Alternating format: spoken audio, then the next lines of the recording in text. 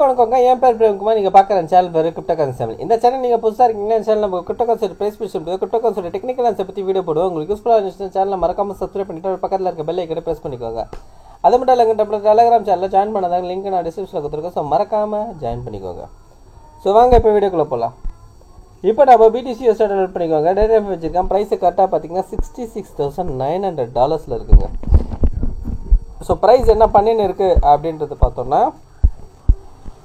So price தற்போதைக்கு பார்த்தீங்கன்னா ஒரு சப்ளை ஏரியாவில் வெயிட் பண்ணின்னு இருக்குங்க மார்க்கெட்டு. ஓகேங்களா, ஒரு சப்ளை ஏரியாவில் கன்சல்டேட் ஆகின்னு இருக்குது மார்க்கெட்டு. சரிங்களா, ஸோ இந்த ஏரியாவில் பார்த்தீங்கன்னா உங்களுக்கு தெளிவாகவே தெரியும். இந்த சப்ளை ஏரியா இந்த ரேஞ்ச் இருக்குது பார்த்தீங்களா, இந்த ரேஞ்சுக்குள்ளேயே தான் ப்ரைஸ் வந்து கிட்டத்தட்ட ஒரு 3-4 நாளாக வந்து அதே இடத்துல தான் சஸ்டெயின் ஆகி நின்று இருக்குது. 4 ஹவரில் பார்த்தீங்கன்னா கூட தெளிவாகவே தெரியும். ஓகேங்களா, ஸோ இந்த ரேஞ்சில் தான் ப்ரைஸ் வந்து சஸ்டெயின் ஆகி நின்று இருக்குது. ஓகேங்களா, ஸோ ஃபர்தராக என்ன நடக்கணும் அப்படின்றது பார்த்தீங்கன்னா நம்மளுக்கு, ஸோ ஆல்ரெடி நான் சொல்லியிருந்தேன் 67,500க்கு மேலே கட்டாய் கேண்டல் க்ளோஸ் வைக்கணுன்றது. பட் ஆனால் க்ளோஸ் வைக்க முடியல, அதால் ரிஜெக்ட் ஆயிடுச்சு. ஓகேங்களா, ஸோ 67,778 வரைக்கும் போயிட்டு ப்ரைஸே ரிஜெக்ட் ஆகி வந்திருக்கு. ஸோ அகெயின் நம்மளுக்கு வந்து பார்த்தீங்கன்னா புஷ் கொடுத்து மேலே போயிருக்கு. ஸோ இந்த டைம் பார்த்தீங்கன்னா மேலே போகுதுன்னா கண்டிப்பான முறையில் இதை அடித்து உடச்சி ப்ரைஸ் வந்து மேலே போகிறதுக்காக க்ளோஸ் வைக்கிறதுக்கான சான்சஸ் இருக்குது. இப்போ நம்மளுக்கு லெவல் மாறிச்சு. 67,500 வந்து 67,700. ஸோ ரவுண்டு ஃபிகராக நம்ம வந்து 68,000 வச்சுப்போம். 68,000க்கு மேலே கேண்டல் கட்டாய் க்ளோஸ் வைக்கணும். ஓகேங்களா, ஸோ க்ளோஸ் வச்சதுனா நம்மளுக்கு ஃபர்தராக வந்து 75,000 வரைக்கும் போகிறதுக்கான சான்சஸ் இருக்குது. ஏன்னா இதுக்கு மேலே பார்த்தீங்கன்னா நம்மளுக்கு சப்ளையே கிடையாது. இதுதான் கடைசியான சப்ளை. ஓகேங்களா, ஒன்ஸ் இதை கட்டாய் மேலே க்ளோஸ் வச்சதுன்னா ப்ரைஸ் வந்து இந்த ஹையை தான் போய் எடுக்கணும். ஓகேங்களா, ஸோ இந்த ஹையை எடுக்கும்போது நம்மளுக்கு வந்து எப்படியும் 74,000 75,000 வந்து ப்ரைஸ் வந்து உடச்சி மேலே போயிடும். சரிங்களா, அதனால தான் வந்து இந்த சப்ளையை உடைக்கிறதுக்கு கொஞ்சம் கஷ்டப்பட்டுருக்குது மார்க்கெட்டு. ஏன்னா இதுதான் இருக்கிறதுலே கடைசியான supply area. Right, so weekly கேண்டலில் நம்ம பார்ப்போங்க. வீக்லி கேண்டலில் என்ன நடந்திருக்கு அப்படின்றது பார்த்தோம்னா, ஒரு புல்லிஷ் என்கல்ஃபிங் ஃபார்ம் ஆகிருக்கு. ஓகேங்களா, ஸோ வீக்லி கேண்டலில் நம்மளுக்கு ஒரு புல்லிஷ் என்கல்ஃபிங் ஃபார்ம் ஆகிருக்கு. அதுக்கு முன்னாடி பார்த்தீங்கன்னா ஒரு புல்லிஷ் ஹேமர் ஒன்று ஃபார்ம் ஆகிருக்கு. அந்த ஹேமரையும் பார்த்தீங்கன்னா அந்த ஹேமரையும் ப்ரீவியஸ் வீக்கோட கேண்டலையும் கட் பண்ணி கேண்டல் க்ளோஸ் வச்சுருக்கு. ஓகேங்களா, ஸோ இதனால் என்ன அப்படின்றது பார்த்தீங்கன்னா பையர்ஸ் வந்து ஸ்ட்ரென்த்தாக இருக்காங்கன்றது தெளிவாகவே தெரியுது. ஓகேங்களா, ஸோ இந்த வார கேண்டல் என்ன பண்ணணும்னா போன வார கேண்டலோட ஹை ப்ரைஸை உடச்சி மேலே போய் கேண்டல் வந்து போகணும். ஓகேங்களா, ஸோ இதுதான் எதிர்பார்ப்பு. இந்த போன வாரத்தோட ஹையை உடச்சாலே மார்க்கெட் வந்து கடகடன்னு மேலே போகிறதுக்கான சான்சஸ் அதிகமாகவே இருக்குது. சரிங்களா, ஸோ இப்போ இருக்க என்ன அப்படின்னு பார்த்தீங்கன்னா பிட்காயின் வந்து ஒரு புல்லிஷ் வியூவில் தான் இருக்குது. ஸோ இது இன்னும் வந்து பியரிஷ் வியூவில் மாறலை. ஓகேங்களா, ஸோ 4 ஹவரில் பார்த்தீங்கன்னா இங்கே இந்த இடம் வந்து நல்லாவே கன்சல்டேட் ஆகுது. 4 ஹவர் அப்டேட்டை ரெகுலராக நம்ம டெலகிராமில் கொடுத்துன்னு இருக்கோம். ஜாயின் பண்ணாதவங்க ஜாயின் பண்ணிடுங்க. சரிங்களா, 4 ஹவரை பொறுத்த வரைக்கும் இன்னொரு விஷயம் என்ன, 4 ஹவரில் டெய்லியை பொறுத்த வரைக்கும் நான் இன்னொரு விஷயம் என்ன சொல்லுவேன் பார்த்தீங்கன்னா, ப்ரைஸ் நம்மளுக்கு இந்த 61,000 இந்த லோவை உடையாத வரைக்கும் நம்மளுக்கு புல்லிஷ் தான் மார்க்கெட். ஓகேங்களா, இந்த லோ வந்து உடையக்கூடாது எக்காரணத்துக்கு கொண்டு. இந்த லோவை உடையாத வரைக்கும் நம்மளுக்கு புல்லிஷ் வியூவில் தான் இருக்குது மார்க்கெட். ஏன்னா இதுதான் நம்மளுக்கு வந்து 4 ஹவரில் பார்க்கும்போது நம்மளுக்கு வந்து ஒரு ஹெட் அண்ட் ஷோல்டர் பேட்டர்னில் இருக்குது. ஓகேங்களா, அப்போனா இந்த லோ தான் வந்து கிட்டத்தட்ட நம்மளுக்கு வந்து ஒரு லெஃப்ட் ஷோல்டருக்கான இது. இந்த லோ வந்து ஒரு வீக்கு கூட வரக்கூடாது. இந்த லோ வந்து உடையக்கூடாது. ஓகேங்களா, மேலே போய் ஒரு புல் பேக் எடுத்துகிட்டு ப்ரைஸ் அந்த இடத்துல நின்றுருக்கு உடச்சிட்டு ப்ரைஸ் வந்து அக்ரெசிவாக பம்ப் ஆகணும். ஸோ ஆகிறதுக்கான சான்சஸ் இருக்குது. வெயிட் பண்ணி பார்ப்போம். சரிங்களா, அதுக்கப்புறம் பார்த்தீங்கன்னா பிடிசி டாமினன்ஸ் ஆல்ட் சீசனே வரலையே ப்ரோ, ஆல்ட் காயின் எதுவுமே பம்ப் ஆகலையே ப்ரோ, நிறைய பேர் கேட்டுருக்காங்க. ஸோ அதுக்கு என்ன ரீசன் என்ன அப்படின்றது பார்ப்போம். ஸோ ஆல்ட் காயின் பம்ப் ஆகணும் அப்படின்ற பட்சத்தில் பார்த்தீங்கன்னா நம்மளுக்கு இந்த பிடிசி டாமினன்ஸ் வந்து டம்ப் ஆகணும். ஓகேங்களா, இந்த டாமினன்ஸ் டம்ப் ஆனால் மட்டும் தான் பம்ப் ஆக ஆரம்பிக்கும் ஆல்ட் காயின்ஸ் எல்லாமே. ஸோ இப்போ டாமினன்ஸோட வியூ என்னன்றது பார்க்கலாம் டெக்னிக்கலாக. ஸோ டெக்னிக்கலாக பார்க்கும்போது டாமினன்ஸ் பார்த்தீங்கன்னா ஆல்ரெடி நம்மளுக்கு ஒரு ரெசிஸ்டன்ட் ஏரியாவிலேருந்து ரிஜெக்ட் ஆகி கீழே வந்தது. ஸோ கீழே வந்த ப்ரைஸ் மறுபடியும் அகெயின் வந்து நம்மளுக்கு என்ன ஆயிருக்கு அப்படின்னு பார்த்தீங்கன்னா ஒரு பம்ப் ஆயிருக்கு. ஓகேங்களா, ஸோ இந்த ஏரியாவில் பார்த்தீங்கன்னா நம்மளுக்கு ஆல்ரெடி நம்மளுக்கு ஒரு சப்ளை ஏரியா இருந்திருக்கு. அந்த சப்ளை ஏரியாவை ப்ரைஸ் டச் ஆகிருக்கு. ஓகேங்களா, ப்ரைஸில் இந்த பர்சன்டேஜ் டச் ஆகிருக்கு. திரும்ப ஒரு சின்னதாக கரெக்ஷன் கொடுத்துட்டு மறுபடியும் இந்த பர்சன்டேஜ் வந்து மேலே போய் திரும்ப அதே ஏரியா திரும்ப இந்த இடத்துல பார்த்தீங்கன்னா ஒரு சப்ளை இருக்குது. இன்கேஸ் இந்த சப்ளை ஆக்டிவேட் ஆகலை, இது சப்ளையை தாண்டி இன்னும் போகுது அப்படின்ற பட்சம் பார்த்தீங்கன்னா நம்மளுக்கு ஓவராலாக இந்த ஹை இருக்குது பார்த்தீங்களா, இந்த ஹையை வந்து உடைக்கக்கூடாது.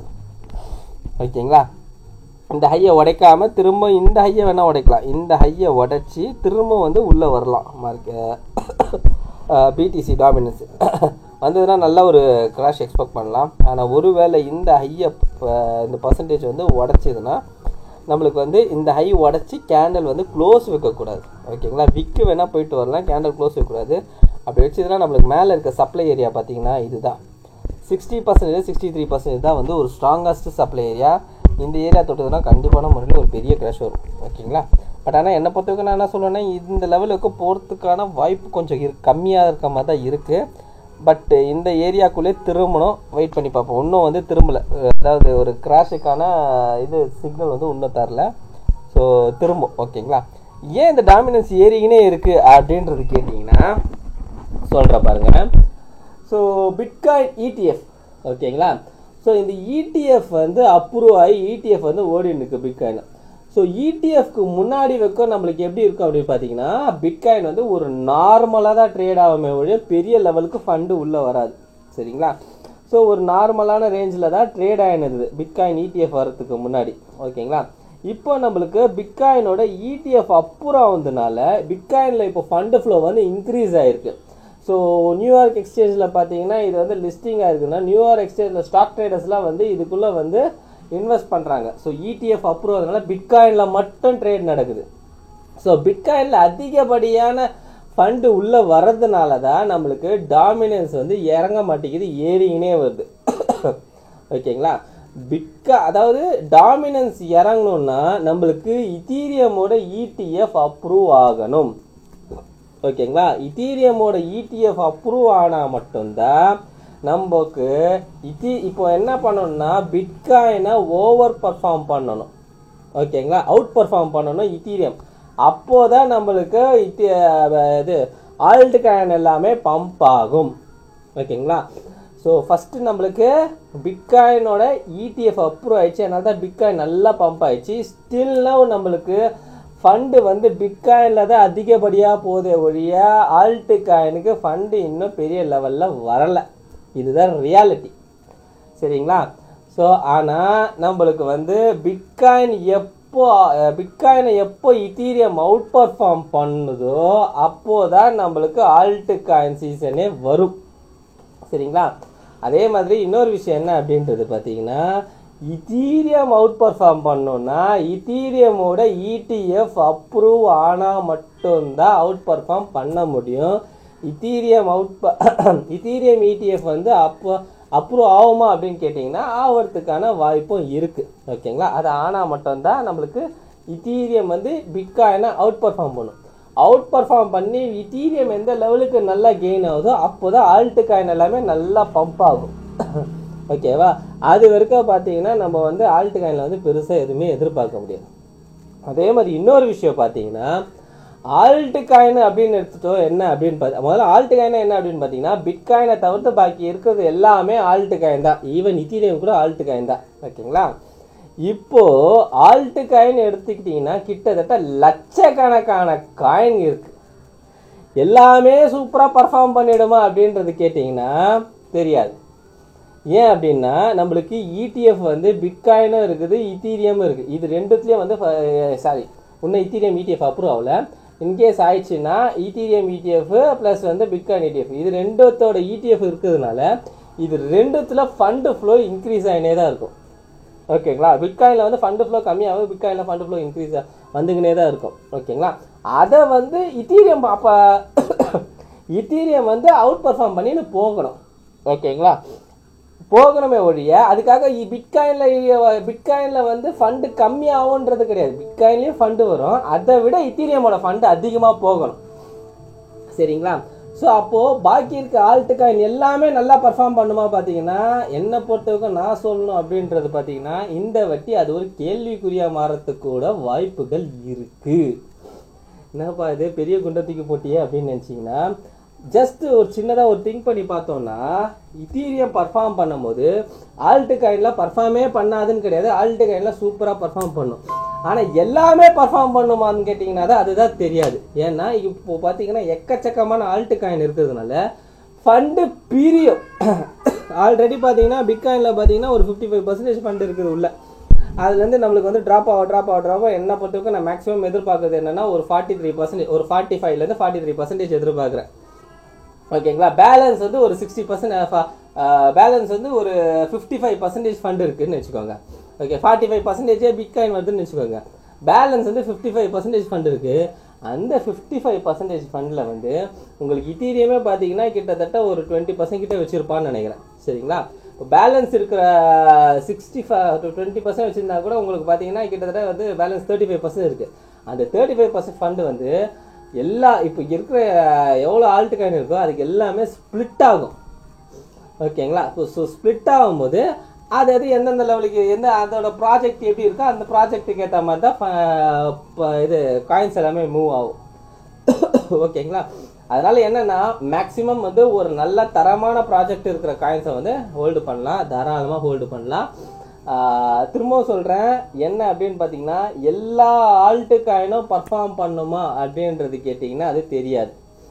ஓகேங்களா. ஏன்னா இந்த வட்டி வந்து மேபி சில ஆல்ட்டு காயின்லாம் பர்ஃபார்ம் பண்ணாமல் மீன்ஸ் நான் சொல்கிறது எப்படி அப்படின்றது பார்த்தீங்கன்னா எல்லாமே 50 கிராஸு, 20 கிராஸு, 30 கிராஸு, 10 கிராஸு இதெல்லாம் போகுமான்னு தெரியாது. ஆனால் இப்போ இருக்கிற ரேஞ்சிலேருந்து கண்டிப்பான முறையில் ஒரு ப்ராஃபிட்டபிளான ரேஞ்சுக்கு போகும். ஓகேங்களா. 2 கிராஸ், 3 கிராஸ், 4 கிராஸ், 5 கிராஸ் வரைக்கும் தாராளமாக எதிர்பார்க்கலாம். ஓகேங்களா. ஆனால் அவுட் பர்ஃபார்ம் பெரிய லெவலில் பர்ஃபார்ம் பண்ணுறோம் பார்த்தீங்களா, அதெல்லாம் அந்த லெவலுக்கு போகுமான்றது பார்த்தீங்கன்னா அதுதான் வந்து தெரியாது. ஏன்னா இந்த வட்டி வந்து ஃபண்டு ஃப்ளோ வந்து நிறைய காயின்ஸ் இருக்கிறதுனால ஃபண்டு வந்து நம்மளுக்கு பிரியறதுக்கு வாய்ப்புகள் இருக்குது. ஓகேங்களா. ஸோ அதனால் வந்து பார்த்துக்கணும். ஓகேங்களா. அதே மாதிரி பார்த்தீங்கன்னா பினான்ஸு கூட நம்மளுக்கு வந்து இந்தியாவுக்குள்ளே வர மாதிரி இருக்குது. ஸோ அது எப்படின்றது தெரியல. ஓகேங்களா. வந்துருவாங்க தான் நினைக்கிறேன். ஸோ இது நம்ம ஆல்ரெடி பேசுனது தான். என்னோடய வீடியோவில் நீங்கள் ரெகுலராக ஃபாலோ பண்ணியிருக்கவங்களுக்கு தெரியும். பினான்ஸ் வந்து இதுமாதிரி பிளாக் பண்ணுறாங்க, பினான்ஸை வந்து பிளாக் பண்ணிட்டாங்க நான் சொல்லும் போது அந்த டைம்லேயும் நான் சொல்லியிருந்தேன் என்ன அப்படின்னு பார்த்தீங்கன்னா நம்மளுக்கு பிரச்சனை அது கிடையாது. பினான்ஸில் கண்டிப்பாக இந்தியா விட்டு போக மாட்டான், திரும்ப வருவான். நம்மளுக்கு பிரச்சனை என்னென்னா அவன் திரும்ப இந்தியாவுக்குள்ளே வரும்போது நம்மளுக்கு டேக்ஸ் கட்டுற மாதிரி தான் இருக்கும். ஸோ 1% TDSO ப்ளஸ் 30% டேக்ஸ் வந்து கண்டிப்பான முறையில் நாம் கட்டுற மாதிரி வரும். ஓகேங்களா. ஸோ அது எனக்கு தெரிஞ்சு பார்த்தீங்கன்னா மேபி வந்து அதுக்கும் ஏதாவது வந்து கொடுக்கறதுக்கு வாய்ப்பு இருக்குது. கொடுக்கறதுக்கு மீன்ஸ் நான் என்ன சொல்கிறேன், ஒரு டிஸ்கவுண்ட் மாதிரி ஏதாவது பண்ணுறதுக்கும் வாய்ப்புகள் இருக்குது. TDS வந்து 1% வச்சுருக்காங்க, 0.101% ஆக்கிறதுக்காக பேசியிருக்க மாதிரி சொன்னாங்க. ஸோ அது எனக்கு சரியாக அந்த அளவுக்கு தெரியல. ஸோ வந்தாங்கன்னா நல்லாயிருக்கும். ஓகேங்களா. ஆனால் இது வந்து மேலே போக போக நம்மளுக்கு இந்த டேக்ஸோட இதெல்லாம் வந்து கம்மி பண்ணுறதுக்கான சான்சஸ் இருக்குது. அந்த டைமில் நிறைய பேர் உள்ளே வருவாங்க. நாம் என்ன பண்ணணும்னா விற்றுட்டு நம்மளுக்கு தேவையான ஃபண்டை மட்டும் வெளியில் எடுத்துகிட்டு வெளியே ஓடி வந்துடணும். அதோடு நம்ம எப்போ போகணும் அப்படின்னு பார்த்தீங்கன்னா திரும்ப ஒரு பெரிய கிராஷ் வரும். அந்த கிராஷுக்கு அப்புறமா தான் உள்ளே வரும். ஓகேங்களா. அந்த கிராஷ் வரத்துக்கு முன்னாடி ஏதாவது ஒரு சிக்னல் கொடுத்ததுன்னா நான் கண்டிப்பான முறையில் அப்டேட் பண்ணுவேன். அதுக்கப்புறம் வந்து நான் என்ன பண்ணுறதுன்றது நான் பார்ப்போம். ஓகேங்களா. ஸோ இப்போதைக்கு பார்த்தீங்கன்னா டாமினன்ஸை பொறுத்தவரைக்கும் இது தாங்க. டாமினன்ஸ் வந்து ஒரு என்னென்னா ஒரு புல்லிஷாக தான் இருக்குது. டாமினன்ஸு இன்னும் வந்து பீரிஷ் மோடில் மாறலை. ஓகேங்களா. ஆனால் கிட்டத்தட்ட வந்து ஒரு ரெசிஸ்டன்ட் லெவலில் தான் இருக்குது. ஓகேங்களா. டாமினன்ஸ் வந்து ரெசிஸ்டன்ட் லெவலில் தான் இருக்குது. ஸோ ஃபர்தராக நம்மளுக்கு வந்து நல்லா வந்து ஒரு பெரிய பெரிய கேண்டில் போட்டு கீழே வரணும். ஓகேங்களா. வந்தால் தான் நம்மளுக்கு வந்து நல்ல ஒரு பம்ப் வரதுக்கான சான்சஸ் இருக்குது. அதுக்கு டாமினன்ஸ் டம்ப் ஆகணும்னா கண்டிப்பான முறையில் இத்தீரியமோட ETF அப்ரூவ் வேணும். அது இருந்தால் மட்டும்தான் இத்தீரியமில் ஃபண்டு உள்ளே வரணுங்க. நல்லா ஒரு அக்ரெசிவ் ஃபண்டாக உள்ளே வரணும். இத்தீரியம் வந்து பிட்காயினை அவுட் பர்ஃபார்ம் பண்ணணும். அப்போ தான் நம்மளுக்கு வந்து டாமினன்ஸும் இறங்கும். ப்ளஸ் நம்ம எதிர்பார்க்குற ஆல்ட் காயின்ஸ் எல்லாமே நல்லா பர்ஃபார்ம் பண்ணுறதுக்கான சான்சஸ் இருக்கும். ஓகேங்களா. ஸோ அப்போது நான் வாங்கியிருக்கேன் இந்த ஆல்ட் காயின் பர்ஃபார்ம் பண்ணுமா, அந்த ஆல்ட் காயின் பர்ஃபார்ம் பண்ணால் அந்த காயில் பர்ஃபார்ம் பண்ணுவான்னு கேட்காதீங்க. ஸோ கண்டிப்பான முறையில் எல்லா ஆல்ட் காயினும் இப்போ நீங்கள் பார்க்குற ப்ரைஸ்லேருந்து கண்டிப்பான முறையில் மேலே ஏறும். ஓகேங்களா. ஆனால் பிரம்மாண்டமான பர்ஃபார்மன்ஸ் கொடுக்குமான்னு பார்த்தீங்கன்னா அது சில காயின் அது வந்து சில காயின் மட்டும் வராமல் வரத்துக்கான வாய்ப்புகள் இருக்குது. ஓகேங்களா. ஸோ வெயிட் பண்ணி பார்ப்போம் என்ன நடக்குது மார்க்கெட்லன்றது. இந்த வீடியோ பிடிச்சிருந்தா இந்த வீடியோக்கு லைக் பண்ணுங்க, அப்படியே கமெண்ட் பாக்ஸில் கமெண்ட் பண்ணிவிடுங்க, உங்கள் ஃப்ரெண்ட்ஸ் அண்ட் ஃபேமிலிஸ்க்கு ஷேர் பண்ணி விட்டுடுங்க. கடைசியாக நான் டிஸ்கிரிப்ஷன் மட்டும் சொல்லிக்கிறேங்க, நான் ஃபினான்ஷியல் அட்வைஸ் கிடையாது. இந்த வீடியோவில் சொல்லிக்கிறேன் நீங்கள் இன்வெஸ்ட் பண்ணுறதுனா நீங்களும் ஒரு ஒன்லைன் யூஸ் பண்ணிட்டோம் இல்லை நாங்கள் ஃபினான்ஷியல் அட்வைஸ் கேட்டு டிசைட் பண்ணிக்கோங்க. So thank you every one.